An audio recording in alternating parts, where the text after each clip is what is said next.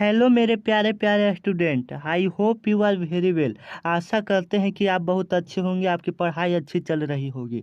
इस वीडियो में हम आज 30 ऐसे प्रश्न बताने वाले हैं जो कि आपके 2024 के एग्जाम में लगभग तो आ सकता है, क्योंकि इसमें हम 30 ऐसे प्रश्नों का चुनिंदा प्रश्न लाए हैं जो कि 2024 में आ सकता है। तो आप अभी इसे रट लो या याद कर लो, जो भी करके इसे माइंड में आप अपने आप रख लीजिए, नहीं तो आपको बहुत पछतावा होगा।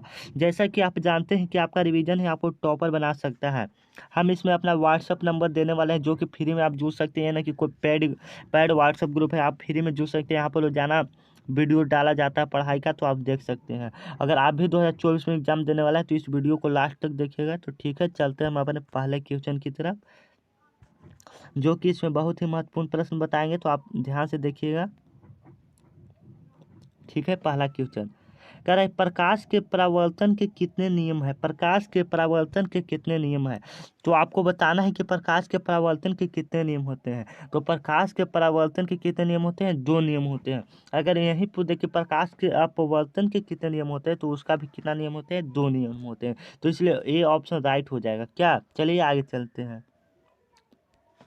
कह रहा है दाढ़ी बनाने में कौन सा दर्पण उपयुक्त होता है। दाढ़ी बनाने में कौन सा दर्पण प्रयुक्त होता है, तो दाढ़ी बनाने में हम लोग अवतल दर्पण का प्रयोग करते हैं। कौन सा दर्पण का प्रयोग करते हैं, अवतल दर्पण का। तो इसलिए इसका बी राइट ऑप्शन अवतल दर्पण। ठीक है, आगे चलते हैं। इसी तरह आप याद कर लीजिएगा। बोल रहा है कि समतल दर्पण की फोकस दूरी क्या होती है। समतल दर्पण की फोकस दूरी क्या होती है, तो समतल दर्पण की फोकस दूरी क्या होती है, ये आपको बताना है। तो समतल दर्पण की फोकस दूरी क्या होती है, अनंत होती है। इसलिए ए ऑप्शन राइट हो जाएगा। आगे चलते हैं। कह रहा है अवतल दर्पण के सामने वस्तु को कहाँ रखा जाए कि प्रतिबिंब वास्तविक तथा समान आकार का बने। तो समान आकार को बनना है तो उसको मुवक्ता के अंदर रखेंगे। ठीक है, आपको ये याद रखना चाहिए। उत्तल दर्पण से बना प्रतिबिंब काल्पनिक होता है। उत्तल दर्पण से बना प्रतिबिंब काल्पनिक होता है, ये आपको बताना है। तो उत्तल दर्पण से बना काल्पनिक प्रतिबिंब होता है उल्टा एवं आवर्धित होता है। ठीक है, आगे चलते हैं। कह रहा है लेंस में मुख्य फोकस की संख्या कितनी होती है, 2 होती है। सॉरी बच्चों, इस वीडियो में हम सिर्फ 15 ही प्रश्न बता पाएंगे, क्योंकि मुझे बहुत ही जरूरी काम आ गया है अभी मिला है। तो चलिए अभी 15 क्वेश्चनों को पूरा कर देते हैं यहाँ पर। तो चलिए, वायु में प्रकाश की चाल निर्वात की अपेक्षा क्या होती है, वायु में प्रकाश की चाल चाल निर्वात की अपेक्षा कम होती है। ठीक है, आपको ध्यान में रखना है। आगे चलते हैं।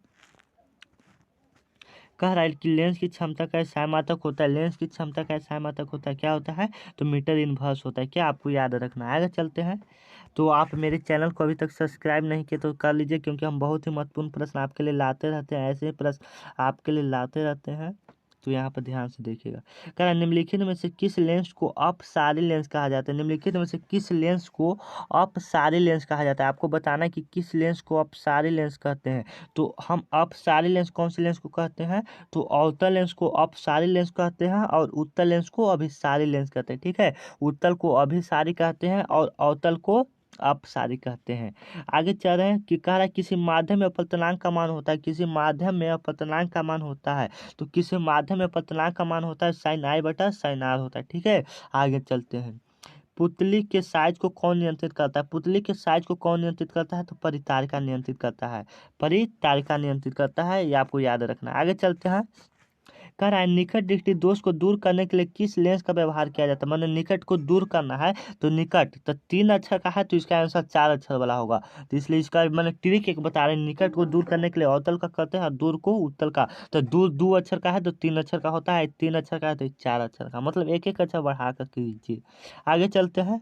कह रहा है प्रकाश के किस रंग का तंगदैर्घ्य अधिकतम होता है। प्रकाश के किस रंग का तंगदैर्घ्य सबसे अधिक होता है, तो किसका तंगदैर्घ्य सबसे अधिक होता है, लाल का। यही सबसे कम पूछे तो बैगनी का। ठीक है, आगे चलते हैं। कह रहा है निर्वात में प्रकाश की चाल कितनी होती है, तो निर्वात में प्रकाश की चाल 3 × 10⁸ मीटर प्रति सेकेंड होती है। ठीक है, आगे चलते हैं। नेत्र गोलक का व्यास कितना होता है, ये न्यू क्वेश्चन कहाँ से आ गई। सॉरी स्टूडेंट, एक इस क्वेश्चन का जवाब हमें पता नहीं, तो आप लोग इसे देखकर कमेंट में जवाब दे दीजिएगा, क्योंकि हम इसे अभी तक खोजे ही नहीं है इसका आंसर। तो आगे चलते हैं, देख लीजिएगा ध्यान से। तारे का टिमटिमाना 20 क्वेश्चन में इसमें पूरा कर दे रहे हैं कि क्योंकि 10 क्वेश्चन और बताना रहेगा। तारों का टिमटिमाने का कारण है, तो वायुमंडलीय अपवर्तन के कारण तारा टिमटिमाता हुआ नजर आता है। ठीक है, आगे चलते हैं। कह रहा है कि वे अभिक्रियाएं जिनमें अभिकारकों के बीच आयनों का आदान प्रदान होता है तो उसे हम क्या कहते हैं? आयनों का आदान प्रदान होता है तो उसे हम क्या कहते हैं? उसे हम क्या कहते हैं? आप लोग बताइए। अपघटन कहते हैं। ठीक है, आगे चलते हैं। वसा युक्त खाद्य पदार्थों को सामग्री को विकट एक कौन सी क्वेश्चन? जो 12 क्वेश्चन आप देखिए उसे एकदम हटा ही दीजिए। तो इस क्वेश्चन को छोड़िए, तभी हम बता देते हैं।